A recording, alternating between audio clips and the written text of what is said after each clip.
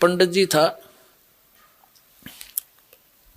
काशी विद्यापीठ पर टिकाया वो ब्राह्मण।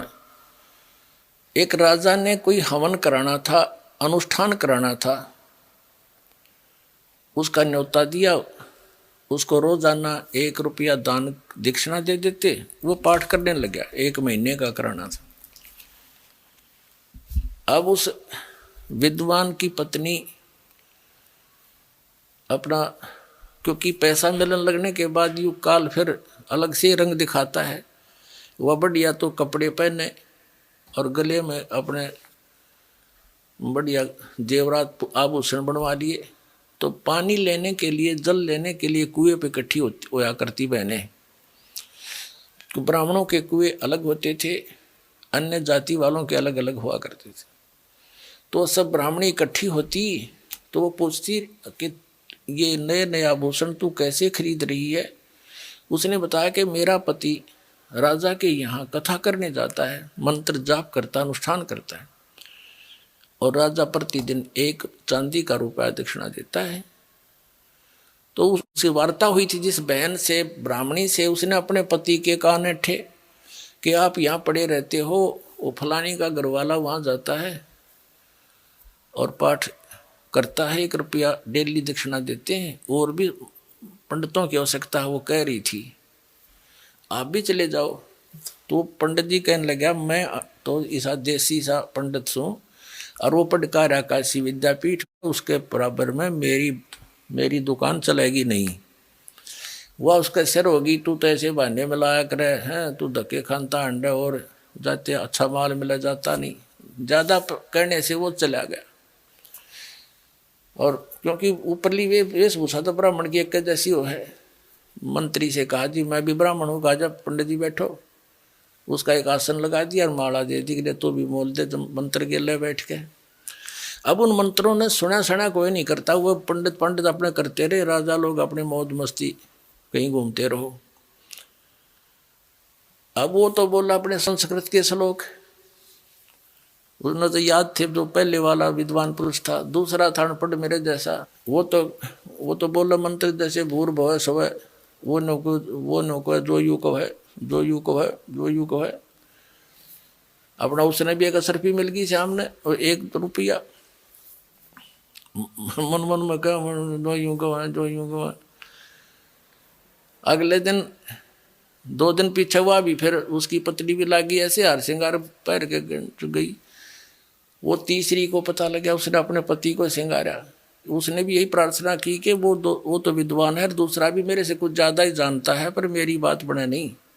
ज़्यादा कहने से वो भी चला गया। अब वो जो विद्वान था वो तो अपने बोल ही रहा था, उसने उधर ध्यान नहीं उनका, ये क्या बोलना, ठीक है ब्राह्मणों के बोलते रहेंगे अपने मंत्र। तो तीसरा पहुंचा, उसका भी आसन लगा दिया। पहला अपना संस्कृत बोल रहा है श्लोक शुद्ध, दूसरा है, तीसरा कब तक नंबेगी, कब तक नंबेगी, कब तक नंबेगी, कब तक नंबेगी, कब तक नंबेगी, मारी बकवाद। तो उसको भी शाम को 1 रुपया मिल गया। उसकी पत्नी ने फिर ऐसे ही अपना रूप बदला, तो चौथे से भी फिर ऐसी बात हुई, चौथा भी शंकर का चला गया, उसका भी लगा दिया वहां पर आसन। अब पहले वाला तो बोलता है शुद्ध संस्कृत के श्लोक, दूसरा कहता जो तीसरा कहता कब तक नंबेगी, कब तक नंबेगी, चौथा बोला नंबर दे जब तक नंबेगी।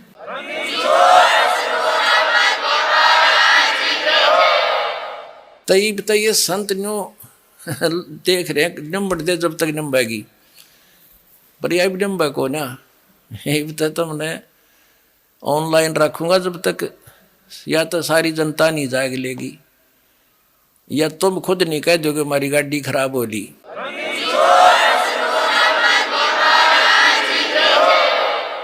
एक भक्त कह रहा था कि 2-3 प्रकार के यात्री होते हैं। जैसे कोई बस जा रही है और बस रुकेगी और साथ में दूसरी बस खड़ी होगी, तो बुद्धिमान तो तुरंत समझ जाते हैं गाड़ी में कोई गड़बड़ है भाई, या झटके बटके मार के चल है, उतर कर तुरंत दूसरी में चढ़ जाते हैं। ये तो फर्स्ट टाइप के बुद्धिमान है। दूसरे ऐसे होते हैं कि कंडक्टर नीचे बढ़ कर देखने लगेगा, वो समझ जाएगा कि तो गड़बड़ हो रही, तो तब उतरेंगे।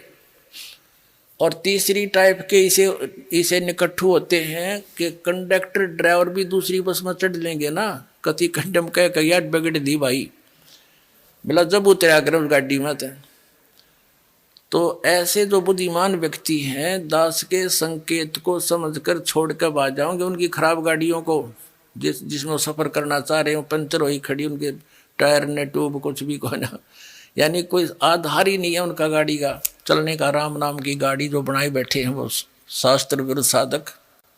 और फिर शेष जब आओगे, जब उनके गुरुजी ने कह देंगे भाई सालो सचमुच हमारा तो हमारे पास ज्ञान नहीं था, वो भी बुद्धिमान व्यक्ति होता है जो नो कह दे भाई गाड़ी खराब हो रही या ठीक नहीं चल सकती और तुम अपनी व्यवस्था और कर लो। तो ये संत तो उन ड्राइवर कंडक्टर भी निकम्मे हैं, नो ना कहेंगे हमारा द्वारा भक्ति नहीं है और जाओ तुम ले लो नंबर वाला जाके, ये तो उनसे भी नालायक हैं फिर तो कहने का भाव ये है पुण्यात्माओं, अब ये परमात्मा कबीर जी का आदेश है कि पूरे विश्व में ये सत संदेश जावेगा, पूरी पृथ्वी के जीव प्राणी परमात्मा के बच्चे बतेरे युगों से दुख पा रहे हैं, अब ये इस नाम को ग्रहण करेंगे, सतनाम को। न इसकी छींट भी ना लगने दी थी परमात्मा ने, अरीब डंडोरा पिटवा दिया, अब बखेर रखा आपके ऊपर, वर्षा करवा दी सच्चे ज्ञान की, और सतनाम चौथे महीने मिल जाता है, और सार नाम भी अब आपको मिला प्राप्त हो रहा है, जिसको आज तक ये ऋषि महर्षि समझ भी नहीं सके। तो अब ये पूरे विश्व में जाएगा और सभी संतों को इस सत्य ज्ञान का लोहा मानना पड़ेगा, और उनकी भलाई है वो माने इस बात को, और अपना भी कल्याण करावें और उस परमात्मा के बच्चों को काल के उसमें भाड़ में ना झोंकें।